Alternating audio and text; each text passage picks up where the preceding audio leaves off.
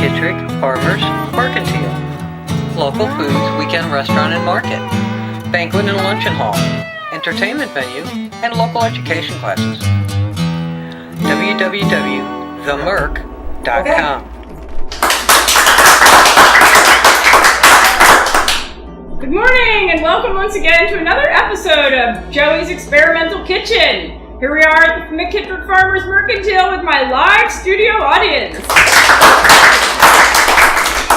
It's now fall and time to pick delicious fall fruits. One of my favorites is elderberries. When I was a kid, we used to always go out and pick elderberries along the tracks and along country roads.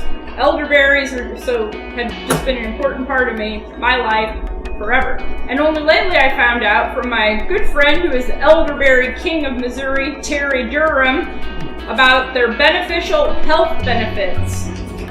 He grows elderberries and has them processed into an elderberry juice, an elderberry throat coat. This is seasoned with a little bit of honey, elderberry jelly, and other marvelous products.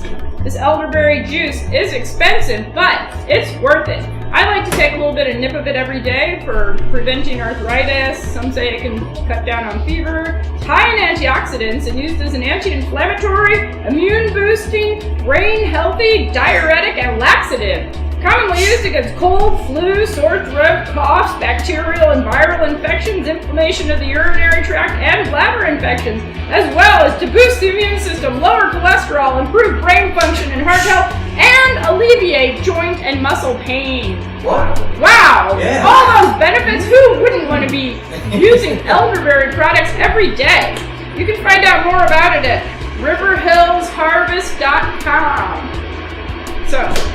So this elderberry juice is $15 a bottle. And if you see how tiny those things are, you'll know why. Here are some elderberries that I picked in my garden. Aren't they beautiful? They're a beautiful plant and they grow quite easily here in Missouri, as I was saying. So, also you can use the elder flowers. This is what the flowers look like. So they grow up on a bushy, tall, understory plant. First the flowers and then you get the berries, of course. So the first thing I'm going to show you how to make is an elder flower cordial. It's important that you take all the stems off of the flowers or the berries if you're going to use them, because the stems give it a little bit of a bitter taste and they're also a little poisonous. So a little bit of poison is what makes it medicinal probably, huh? So you don't want to eat any green stems or any part of the elderberry other than the flowers or ripe berries. So for our elder flower cordial, you have to carefully wash and pick up all the flowers. Some people take these flower heads and put them in pancake batter and deep fry them and make fritters, but you can put them on salads. They're quite fragrant and tasty. I even made a bottle of elderflower mead, which is a fermented honey wine. So, as you can see, it will take a long, long time to collect a whole 1-quart jar of elderflowers. So you can collect them and freeze them, or you can mix them with other flowers. I had in my freezer a bag of dandelion flowers, which I had collected earlier. So I'm going to fill up the rest of my jar with that. Now remember, we're making the elderflower cordial, or you can make other types of cordials too. So pack our jar full of the flowers, which I had previously collected, and it did take a long time to collect these dandelion flowers too, I'm telling you. And then you fill the jar approximately in an equal proportion with sugar. I'm using this organic sugar, which I found at Costco. Layering the sugar and the flowers. Okay, and then you fill up the rest of the jar. So I have about an equal amount of flowers to sugar here. And I'm going to fill up the rest of the jar with boiling water.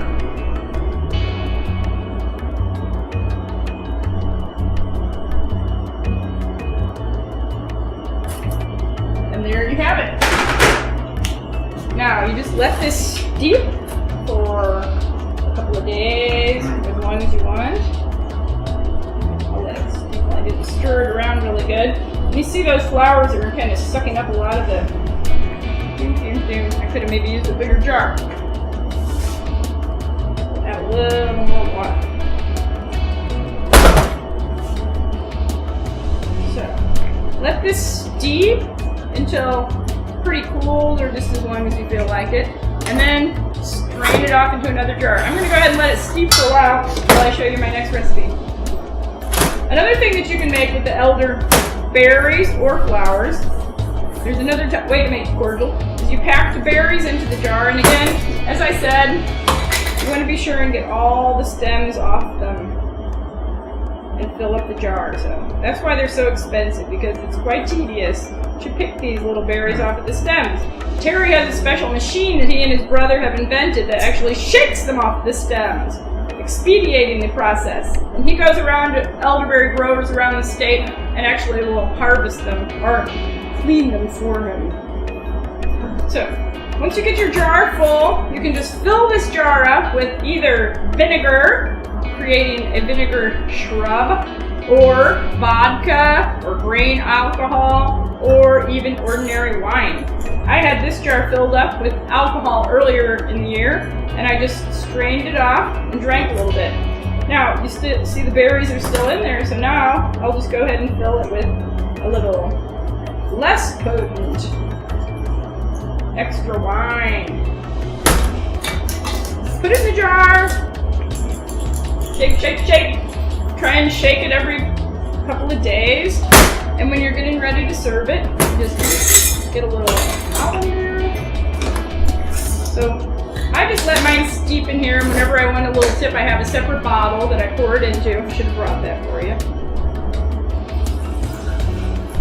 You just strain it out, and there you go, a nice elderberry tincture with all of the delicious health benefits of the elderberries. Another thing that you can do is called an elderberry shrub, and this is a recipe that I will be showing you. If I click, what did they do? Click on the link below or something? Okay, the elderberry shrub is made pretty much the same way as the elderberry tincture, but instead of using wine or vodka, you just use ordinary vinegar. I started a little mini jar of elderberry shrub right here.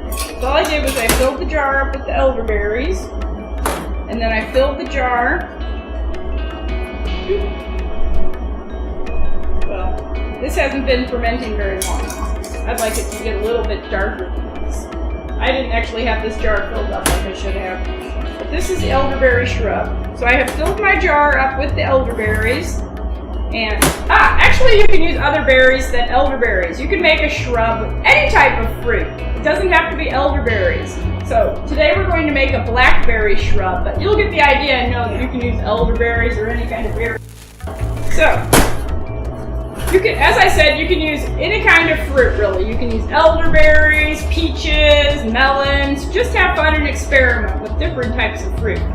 I have this jar filled up with blackberries right now.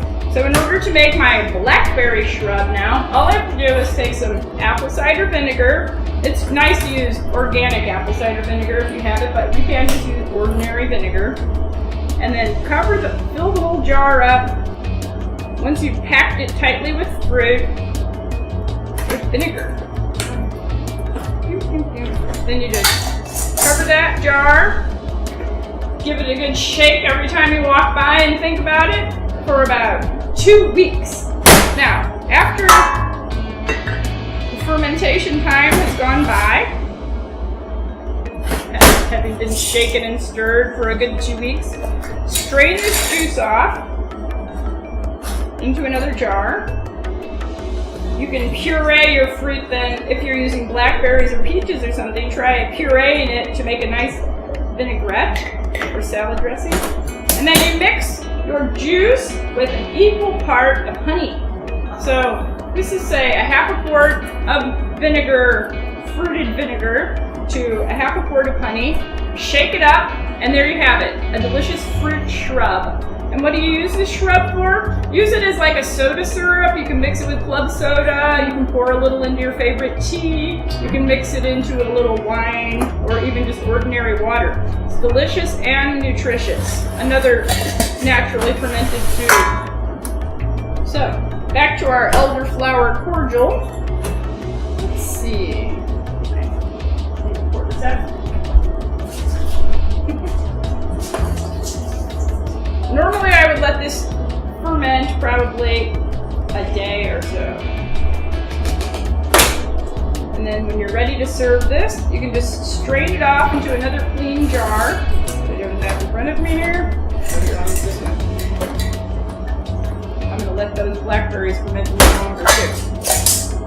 So for my elderflower cordial, I will just strain the flowers out into a clean jar and then store them. You'll probably want to store this in your refrigerator, but if you don't store it in your refrigerator and you keep the lid on there tightly, it will eventually ferment to become slightly effervescent, almost like champagne. So go ahead and have fun with it. Experiment with different flowers and fruits and try some delicious, naturally fermented foods. Thank you for coming once again. We'll see you again.